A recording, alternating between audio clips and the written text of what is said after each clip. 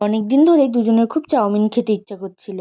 তো দুজনে মিলে আজ ঠিক করলাম যে চলো আজকেই তাহলে চাউমিনটা খাওয়া যাক।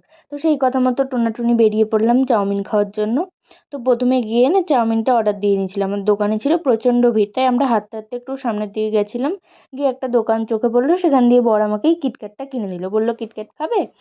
তো আমি বললাম যে হ্যাঁ দাও। এখন কেউ যদি সেধে কিছু দেয় তাহলে কি আর না করা যায় বলো?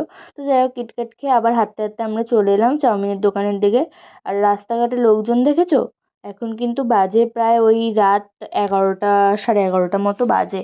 তারপরেও যদিও কলকাতার মতো জায়গায় এখন সন্ধ্যা, তো আমি সেটাই ইয়ার্কি মারছিলাম আমি আরও, যে এখন তো এখানে সন্ধ্যা, এখন এটা কোনো ব্যাপার না। তো যাই হোক, ও আমাকে বললো তুমি তাহলে গাড়ির সামনে গিয়ে দাঁড়াও, বাইকের সামনে, আমি চাউমিনটা নিয়ে আসি। ওমা, আমাকে দাঁড়াতে বলে সে গেছে তো গেছে, আর আসে না। এত ভিড় চাউমিনের দোকানে, এই দেখো 1 ঘন্টা আমি দাঁড়িয়েছিলাম গাড়ির সামনে। যদি জানতাম যে এতক্ষণ দাঁড়াতে হবে, তো আমি বাড়িতেই চাউমিন বানিয়ে খেয়ে নিতাম ভাই, আমার এতক্ষণ দাঁড়াতে ভাল লাগে না। তো যাই হোক, চাউমিনটা নিয়ে এসে তারপর বাইকে করে দুজন মিলে চলে এলাম। আর হ্যাঁ, আমার বাড়ির থেকে চাউমিনের দোকানটা 500 মিটার দূরে। বরকে বললাম যে হেঁটে চলো, না উনি তো বাইক ছাড়া যেতে পারে না। তো যাই হোক, বাইক নিয়ে গেলাম। মাঝে মাঝে একটু হেঁটে হেঁটে ঘুরতেও তো ভালো লাগে বলো? তো চাউমিন নিয়ে চলে এলাম বাড়িতে, নিয়ে একটা সুন্দর গান চালালাম।